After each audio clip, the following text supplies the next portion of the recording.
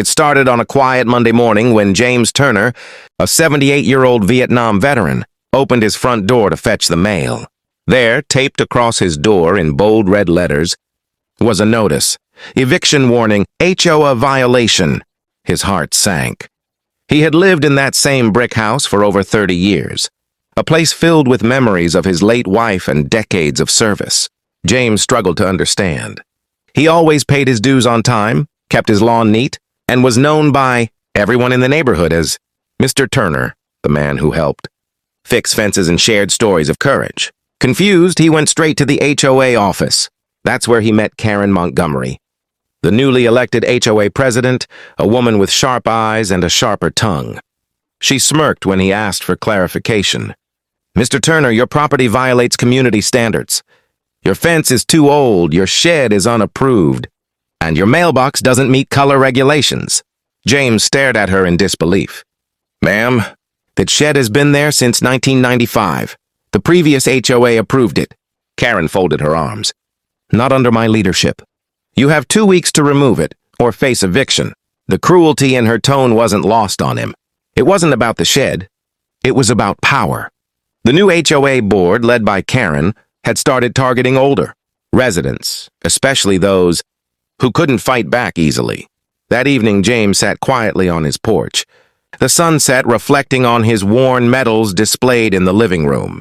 His neighbor, Maria, noticed his silence and walked over. When he showed her the notice, her jaw dropped. "They can't do this, James. You served this country. You've done nothing wrong." But Karen was relentless. The next day, she began sending letters threatening legal action and fines. Still, James refused to bend. He had faced worse battles in his life. But deep down, he felt the loneliness of standing against someone so vindictive and well-connected. Then something unexpected began to happen. Words spread through the neighborhood, house to house, block to block. People who once stayed quiet about HOA politics began whispering, "They're trying to evict Mr. Turner."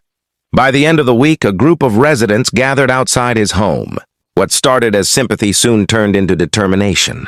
Karen might have underestimated this community, because they were about to show her that when you mess with a veteran, you mess with everyone. Maria wasted no time. The morning after hearing James's story, she went door to door, gathering signatures for a petition to stop the HOA's eviction attempt. Within hours, over 30 households had signed.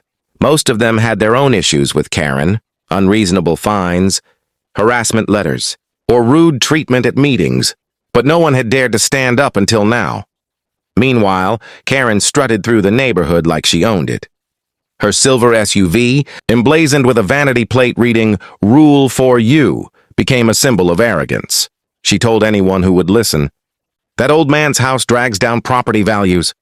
The rules are rules." But the residents weren't buying it anymore. A small committee formed, calling themselves Neighbors for Fairness. They printed flyers, wrote emails, and organized a meeting in the local community center. James was hesitant at first. He didn't want to cause trouble, but Maria insisted. That evening, dozens of people filled the hall. Some brought cookies and coffee, others brought old HOA documents proving that James's shed had been approved long ago. One man stood and said, "Karen's been fining us for everything, from kids bikes on driveways to garden decorations. It's gone too far." The energy in the room was electric. For the first time, the neighbors realized they weren't alone. Together, they could challenge Karen's dictatorship. Karen, however, caught wind of the gathering and stormed in mid-meeting. "This assembly is unauthorized," she barked. "I am the elected HOA president, and any attempt to undermine my authority will result in legal consequences." Maria stood tall and replied, "You can't threaten us for talking. Karen, we're residents, not your subjects." The crowd applauded. Karen's face turned red and she stormed out, slamming the door behind her. James, who had stayed quiet most of the evening, finally rose. His voice trembled but carried weight. "I fought for this country so that people could live free and stand up for what's right. If they want to take my home, they'll have to go through all of us." Cheers erupted. By the end of the night, the petition had 86 signatures, enough to demand a formal HOA review and even a vote of no confidence against Karen. For the first time, Karen realized her control was slipping. What she thought was a simple eviction case had ignited a movement, and this community wasn't backing down. A week later, the HOA meeting room was packed. Cameras from local news outlets lined the back wall. Maria had contacted them to expose the story. The headline circulating online read, HOA president tries to evict war veteran, neighbors fight back. Karen entered wearing a stiff blazer, her smile thin and forced. The other board members looked uneasy. They knew the backlash could cost them their positions. James sat near the front, surrounded by supportive neighbors. He looked calm, wearing his veteran's cap and a clean blue shirt. The energy in the room was tense. Karen started, "Before we begin, I'd like to remind everyone that emotional appeals will not override HOA bylaws." Maria quickly interjected, holding up the petition. 86 residents disagree with your decision. Karen, we have proof that the sheet was approved and that you've exceeded your authority. Applause filled the room. Karen banged the gavel. Order! This is not a popularity contest. James slowly stood. Then maybe it's time for a moral one, he said. I built that shed with my own hands. It stood for 30 years. It's where I keep the tools I use to help my neighbors fix their homes. You say it's against regulations, but what's really against the rules is bullying people for power. Every word hit like thunder. The board members exchanged nervous glances. Karen tried to maintain control, but the crowd began chanting, "Let him stay! Let him stay!" The vice president of the HOA, a quiet man named Leonard, finally spoke up. Karen, I reviewed the old records. Mr. Turner's shed was approved in 1995. You knew this. Karen's face froze. That's irrelevant. The new guidelines were never voted on, Leonard cut in. You acted alone. The room fell silent. Then applause erupted, louder than before. Cameras flashed as Karen tried to argue, but the board had already decided to motion for a vote. Within minutes, the results were in. Karen was removed as HOA president by unanimous decision. She stormed out, muttering about ungrateful neighbors and injustice, but no one cared. James was overwhelmed as people surrounded him, shaking his hand and thanking him for standing tall. The reporter from Channel 7 approached him and asked, Mr. Turner, how does it feel to win? He smiled gently. It's not about winning. It's about standing up for what's right. I didn't fight for a flag overseas just to lose freedom at home. The next morning, the neighborhood felt different, lighter, freer. Karen's eviction notices were rescinded, her files audited, and every fine she'd imposed unfairly was canceled. The HOA elected a new board, with Leonard as president and Maria as vice president. Their first motion, to create a veteran appreciation program in James's honor. James was humbled.